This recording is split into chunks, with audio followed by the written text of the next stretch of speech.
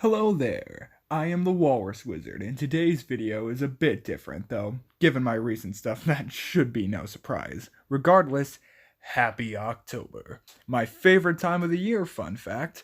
A time of watching Halloween specials and horror movies and eating absurd amounts of sweets.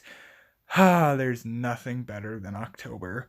So in celebration, I decided to count kills, but not of a film or show, but instead, my favorite Elseworld comic of all time, Marvel Zombies. Marvel Zombies is a story where, you guessed it, the Marvel Universe gets turned into zombies, but these ghouls were different. They had their intelligence, they had their powers, and most disturbingly, they knew what they did was wrong, but they couldn't fight the hunger, and because of this, several characters perish, and in celebration, I decided to count them. But first, a few things. 1. I'm only covering the original story, so Marvel Zombies 1, 2, 3, 4, and Returns. The rest are spin-offs that mainly confuse things, so I'm only doing these. And 2, if a character gets turned into a zombie but lives, they don't count. But if a zombie dies or a normal person gets killed, it counts. So with all that started, let's begin. Because there's so many damn kills I had to count. But regardless, enjoy. Magneto. At the very beginning of Marvel Zombies, we see the last surviving character on this planet is Magneto. You see, there is actually a prequel comic to Marvel Zombies, where a young Reed Richards finds himself in this alternate world, being tricked to come there by his zombie counterpart, because the zombies were trying to find an alternate world to eat people because they had cleared out everything where they lived. Magneto heroically shut down the portal, but had to stay behind. He put up a valiant fight, and he took out some zombies, but it was all too late, as a zombie wasp jump attacked him, allowing the other zombies to get the jump, ripping him to shreds. An iconic moment in this grim series. Gambit. Not gonna lie, you could blink and miss this one and I wouldn't blame you. You see, in this story, the Silver Surfer comes down to warn the Marvel Zombies, thinking they're not zombies, that Galactus is coming to destroy their world. They, of course, pay no mind to this and just see him as a flying snack for them to munch on. They give fight, and, well, being the Silver Surfer, he kinda messes them up. Amongst these casualties, or at least the only one I counted in the background, was Gambit, who, if you pay attention to in the background to some panels, gets shot in the chest and then incinerated. Just kinda happens. Surfer, after having his patience tested, he gave fight, and of course, messed up the zombies. This worked for a while, but after they used their intelligence to knock him off his board, it was only a matter of time before he was overwhelmed. The Hulk grabbed him and chomped his head off, which led to the most terrifying discovery in all of Marvel Zombies. Beast. After only some of the main zombies got to eat the Silver Surfer's corpse, Beast started complaining that they were hogging the food. Captain America spins around to defend this by saying he would have done the same, basically just being selfish, only to realize that by eating the Surfer, they gained some of his cosmic powers. Good for the zombies, but bad for Beast, who, like Cap, didn't know of this and got his head incinerated when being told off for whining. A crap ton of heroes. After discovering they have the power cosmic from eating the Silver Surfer, they decide they do not want to share this power and decide to get the weak out of their group. From the zombies we see before and don't see after this point, I can confirm that they killed Thor, Daredevil, and Nova.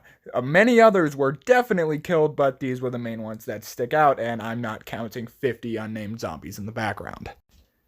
Burns. After being held captive by Giant Man and feasted on to keep his hunger satisfied, Black Panther escaped, taking the severed head of Wasp with him, hoping to save his friend, even though she kept tormenting him, asking if she could just, have a bite. While on his escape, he came across some allies of Magneto who were on an asteroid waiting for him to return. They came to find their leader, but instead found Black Panther. They accuse him of being with the zombies, and while most of them agree that they should help this poor man, the one who decides not to is Burns, and he tries to fight. Though despite being injured, Black Panther is far from not being capable. He fends him back and throws the Wasp's head, which of course leads to the death of Burns, which is kind of just dismissed because, well, he disobeyed an order. Guess he kind of had it coming.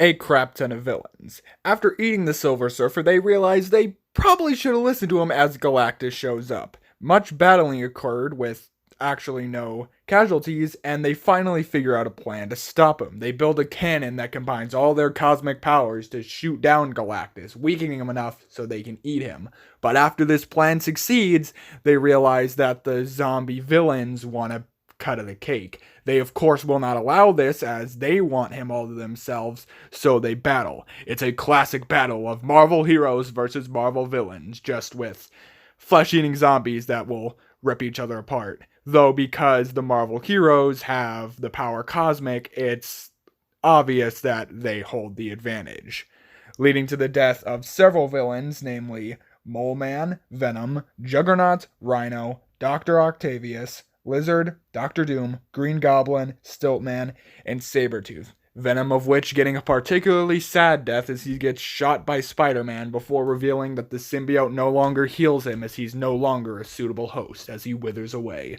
I find this sad as it confirms to me Carnage did not last a day, which sucks because I like Carnage and a zombie Carnage would have been awesome.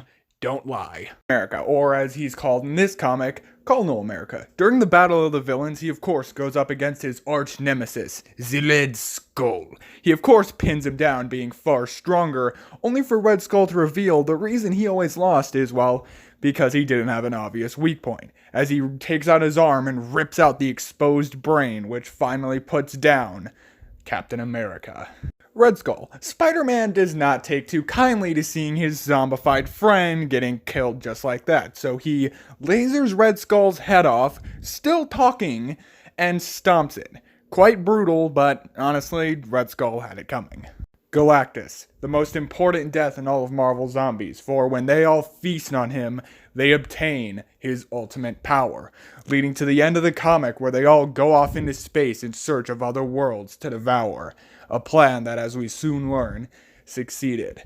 Galactus may not be a character that really is all that important, or, well, scratch that, he's very important, but not a character I particularly care for, but seeing him be devoured, him, the world devoured by zombies, is a haunting image that will forever stick in the minds of those who read Marvel Zombies.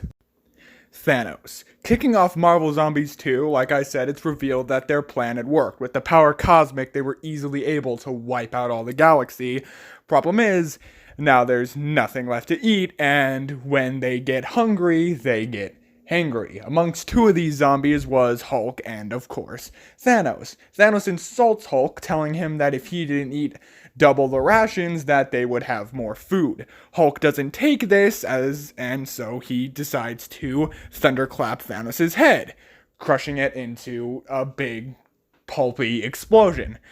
Kinda lame to see the Mad Titan go out so easily, but, you know, Zombie Hulk is kind of insane, as we will soon learn, so I guess it makes sense. Gladiator. Far later down in the story, we learn that Black Panther and Magneto's gang have restarted population with some survivors they found. They rebuilt the world into a place now known as New Wakanda. So of course, when the zombies double back, that means it's an extinction level threat. And the zombies decide that they shall be smart and start a breeding camp so they never run out of food. This finally turns the still kind of a hero, but still very violent zombie Spider-Man over the edge as he finally rebels against the zombies, saying, "Look at us, what have we become?" Accompanied by his other friend, zombie Luke Cage, they turn against the zombies and begin to fight to protect the people of New Wakanda. Their first opponent is Gladiator, who, being a strong character, I guess, messes them up, heavily injuring and massacring Spider-Man and Luke, but not quite killing them. So Spider-Man takes a page out of Thor's book and goes for the head, using his power cosmic to explode Gladiator's head in spectacular, graphic fashion. Phoenix. Zombie Spider-Man and Luke did put up a good fight, but it was in vain, as all the zombies eventually got past them, breaking into New Wakanda. Only for Giant Man to realize that he wasn't hungry, because you see, as the hunger, aka the infection, works in this story, as proven by Wasp, who rehabilitated herself, if a zombie goes long enough fighting the hunger and not having anything to eat, They eventually just get over it and then are just left with their thoughts, left alone to grieve. And this all happens because they stalled for enough time that all the zombies realized they were not hungry, and what have they become? Except for Hulk, who breaks through a wall and decides that he's just going to take the food for himself as he's tired of waiting and is starving. So the zombies, finally redeeming themselves, decides to fight back their former friend. But being Zombie Hulk and the fact that he one-shot Thanos, he's not going to go down easily. The first of his many victims is Phoenix, who does do some damage, but just pisses Hulk off, so he basically just mutilates her in quite graphic fashion. Hawkeye. Hawkeye is one of the more tragic characters in Marvel Zombies. You see, way back when they were still fighting Magneto before they killed him, Hawkeye was actually decapitated, but as proven, decapitation is not enough to kill these zombies. So he was left alone for many years under a pile of rubble, slowly going insane. He kind of just became kind of a man-child after that, just kind of wanting to be friends, which is kind of sweet, but also still kind of sad because he was once a great hero. He, of course, helps his friends in the battle against Hulk, but can only do so much, especially because he's just a head in a mechanical body. He gets knocked back by Hulk in a big battle and splatters against the pavement. An abrupt and tragic end to a tragic character. Firelord. This whole chapter in the comic should be Zombie Hulk one-shot several powerful Marvel characters turned into zombies. Because Firelord, like the others, tries to fight Hulk. Hulk grabs his fiery staff and breaks his already broken face clean off in a violent swing. Damn, Hulk.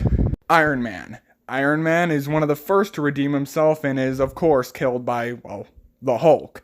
Hulk slams him on the ground and stomps down on Iron Man's chest. And because back in the first Marvel Zombies, he lost his lower half and got it replaced by bionic limbs, all the insides don't really have a place to go, so they instead exit out through his mask in quite gnarly fashion. And I'm just now gonna say, I hope you're not eating while you are watching this. Rest in peace, Tony. Reynolds. Reynolds was one of Magneto's assistants who was kind of the brain technician of the group, and he definitely pulled his weight in this story, helping in as many ways as he could. But after the zombified Wasp, who he had kind of gotten feelings for, he thought she had died, he decided that everything he had lived for was now gone, which is kind of disturbing because she's a decapitated head in a robot body. So he decides that he will be food to satisfy the Hulk's hunger so he can turn back into Banner. Because in this world, when the Hulk eats, he turns back into Banner once he is full, which is short-lived. So they gotta make this count. Poor Reynolds, man. Just kinda went out. Not gonna lie, as much as I'm sad to see the not-so-jolly green giant go, he had this one coming, killing several Marvel heroes and villains and being downright the most powerful and destructive of all the Marvel zombies. So when he turned back into Bruce, he had realized this and begged for the zombies to put him out of his misery to protect the others. They of course say, "We know," and put Hulk out of his misery. A tragic, tragic end. But it is not the most tragic, as afterwards they do take time to remorse, and they do honor the fallen heroes, remembering them for what they once were, rather than how they went out. Sad. Conquistador. Opening in Marvel Zombies 3, a group of heroes known as the Command was sent out to answer a distress call, only to find it was zombies. And because I know who none of these characters are, I was not very sad when almost the entire team died. The first to go was the Conquistador, a man from the 6th century, discoverer of the Fountain of Youth. He made the poor choice of sharing this fact in that it made him immune to the infection. Again, he immediately regretted it as the zombies deemed him useless and ripped him apart. And then there was the team's leader, Siege. He was a cyborg and seemed pretty fearless, which made it quite funny when he was immediately bitten and turned into a zombie. Losing his legs in battle, he crawled towards the technically last, surviving member of the group, making some perverted comments at her expense before, of all things, his systems deemed him too far gone and self-detonated himself, blowing his head off Suicide Squad style. Quite brutal to say the least. Next we have Beak, Vulture, Falcon, and Angel. Transitioning to the actual main story of Marvel Zombies 3, we focus on Machine Man and his robotic partner Jocasta being sent to the zombie world. And within seconds of getting there, they are attacked by the Scouts, which are the superheroes with flight infected by the zombie virus. To just basically show off to the reader, Machine Man, without a second of the doubt, violently rips them apart by either buzzsaw, blowing their heads off, or just shooting a missile out for comedic effect. A Crap Ton of Heroes Part 2. After learning that the super zombies are mass-producing clones just for the sole purpose of eating, Machine Man decides to take this mission into his own hands, going out guns blazing just to kill them all. And boy, did he kill a lot. Killing Absorbing Man, Batroc, Stilt Man, Ursa Major, and Ghost Rider. And the craziest thing is, this is just a small bit of the absolute massacre that Machine Man is about to cause. A Crap Ton of Heroes Part 3. After being horribly mangled in his previous battle with all the zombies, Machine Man leaves his destroyed, broken mechanical body to be found by zombies. Only when said zombies find it, he reveals it was just a hologram, spinning around, incinerating Jackal, Scorpion, Diablo, and the leader, before proceeding to also kill Quicksilver and Speed Demon with some razor wires. Awesome, but a pain in the ass to count. Wasp, or at least presumably a different Wasp, as Janet, the original Wasp from Marvel Zombies 1, is a decapitated head and a robot body, and this just appears to be a normal superhero with shrinking powers who is also Wasp. But regardless, back earlier in the story when Machine Man and his partner Jocasta got separated, Jocasta found herself being followed by the Wasp, acting like the devil on her shoulder, telling her terrible things about herself, trying to convince her that she's terrible. Only this backfires as it just pisses Jocasta off, and when she locks herself in a storage room instead of saving survivors and Wasp mocks her, she just gets fed up and splats her against the wall. Kind of funny using the size to kill someone like that, but still pretty messed up.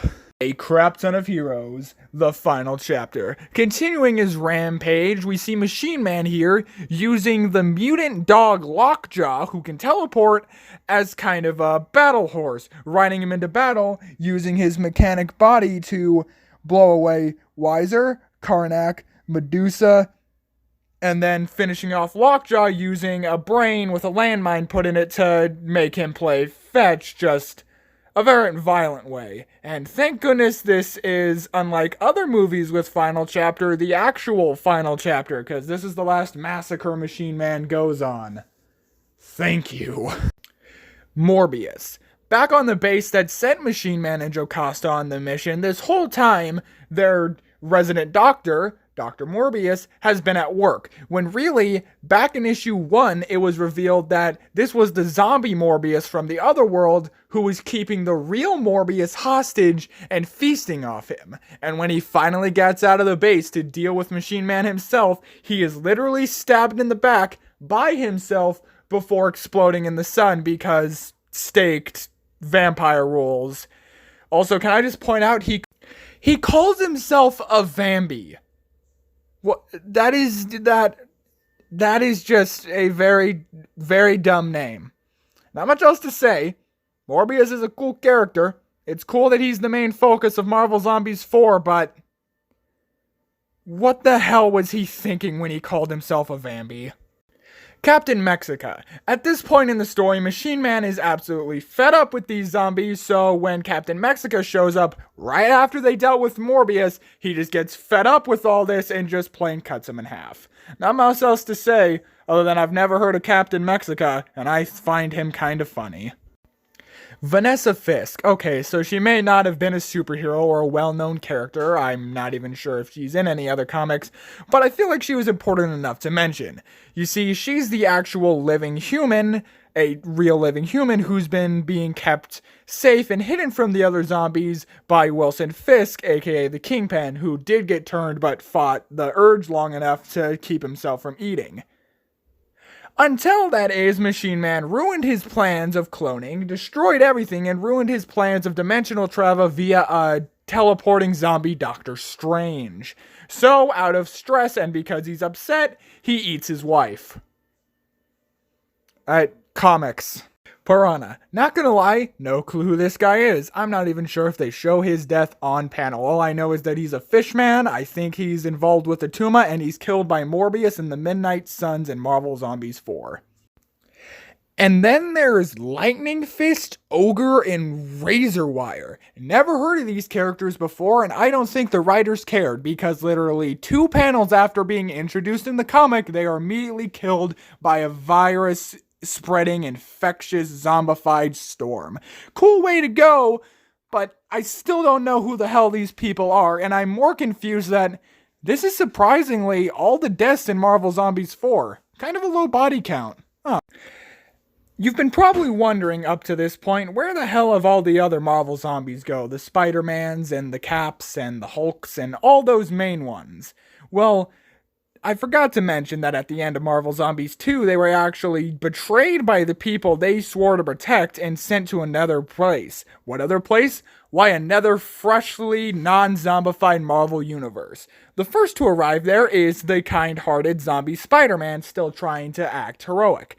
And he decides what a better way than to redeem himself for eating his Aunt May and Mary Jane Watson by protecting them from an attack by the Sinister Six. He's able to fend them off and is able to hold back the hunger for a while, but unfortunately he falls back into the same violent outbursts and attacks, ripping out Kraven's throat.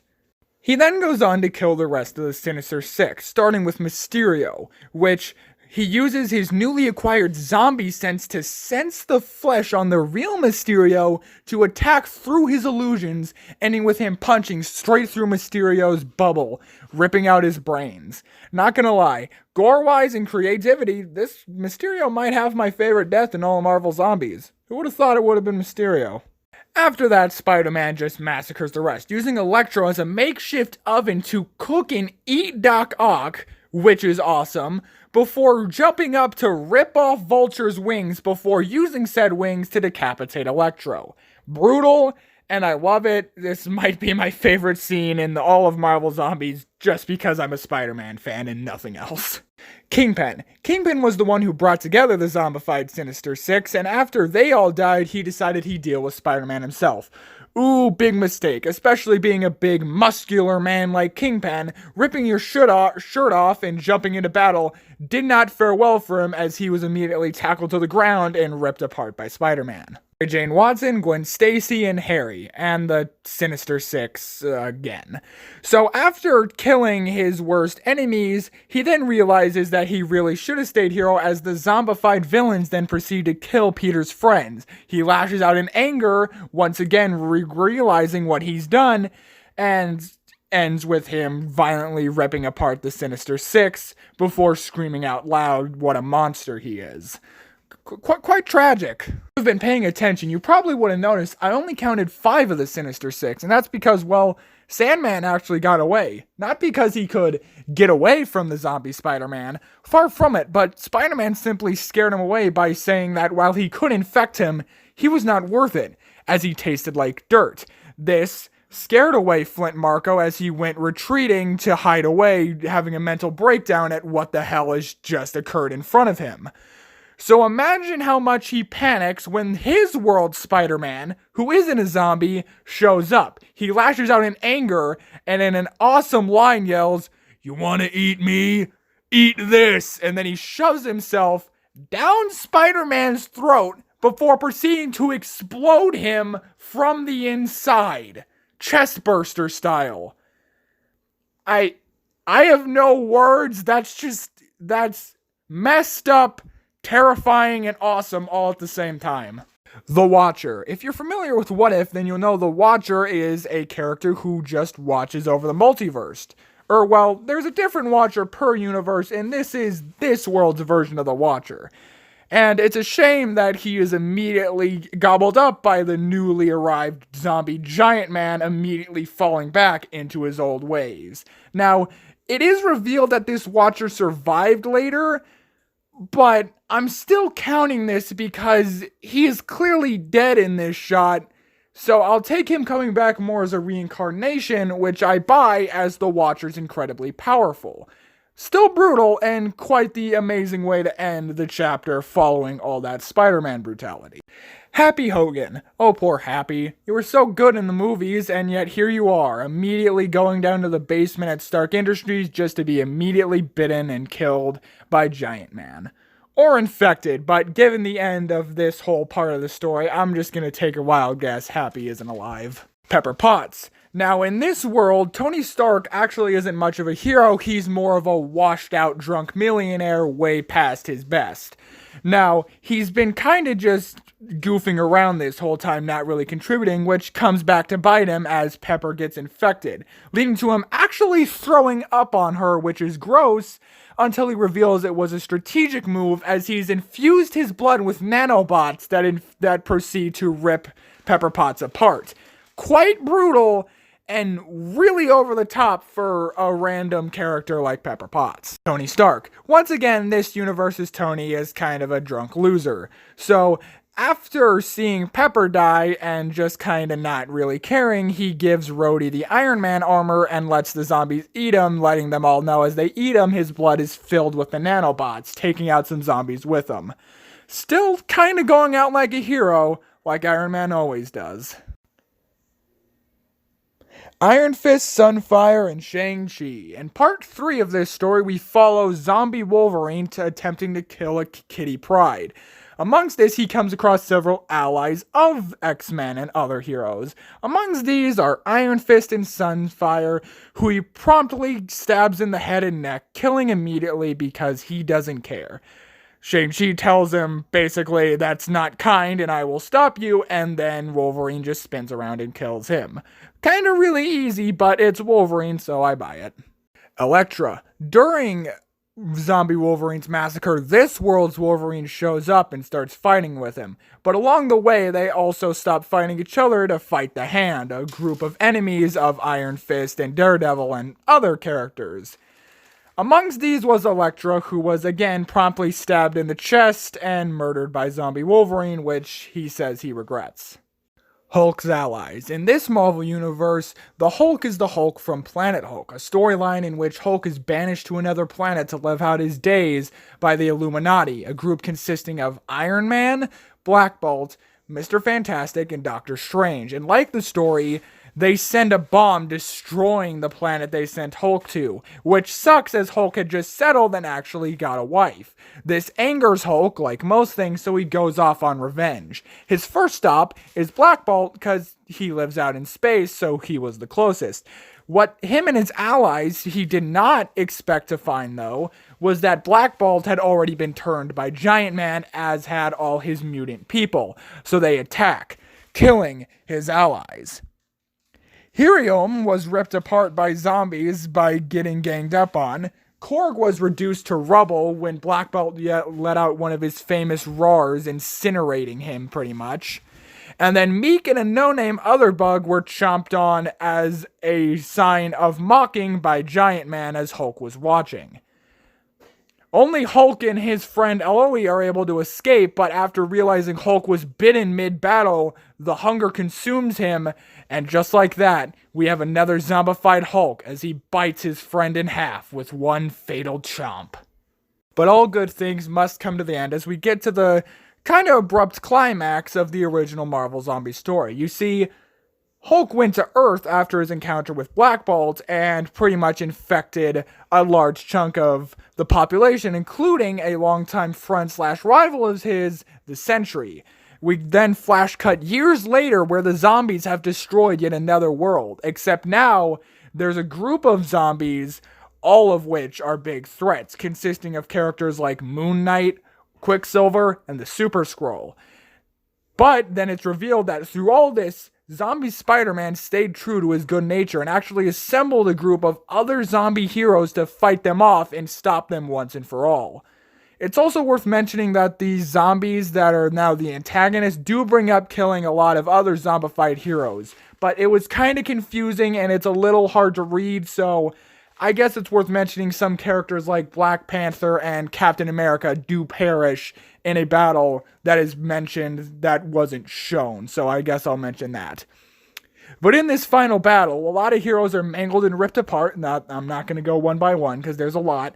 Until Spider-Man brings out his secret weapon, a giant canister. The zombies taunt him thinking this is just mild dirt as a bunch of substance pours out of the canister until he realizes that it is not dirt, it is sand. It is then that Sandman erupts from the ground and surrounds all the zombies, where Spider-Man reveals that he injected Flint Marko with an antidote that will incinerate and take them all out, finally putting them all out of their misery. Sandman does his job and takes them all out, and as Spider-Man finally slips away from this world, he thanks Sandman for helping him finally avenge his Aunt May and the love of his life.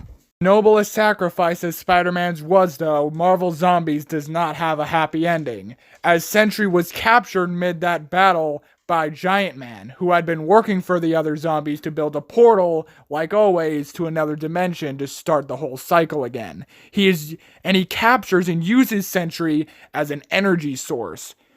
But what we soon realize is that this plan worked, and the last shot we see of Marvel Zombies Return is a zombified Sentry flying towards a new Marvel universe as a light in the sky. Just like the narration always said, that's how it started. It is then revealed that this has just all been one big time loop, and the Marvel Zombies universe is tragically destined to repeat itself over and over again. And there you have it, every death in the Marvel Zombies franchise. Gotta say, I actually had some pretty good fun looking back over all the deaths in this comic. I quite enjoyed it, and like I said, if I had to pick a favorite, I'd probably pick Mysterio just for the creativity and because, well, I'm a Spider-Man fan. Other than that, if I missed any, let me know, because I wouldn't be surprised if I missed a couple in the big battles or the high massacres. I did my best. But either way, I hope you enjoyed the video. I hope you have a great October. And most importantly, I hope you have a happy Halloween. See ya.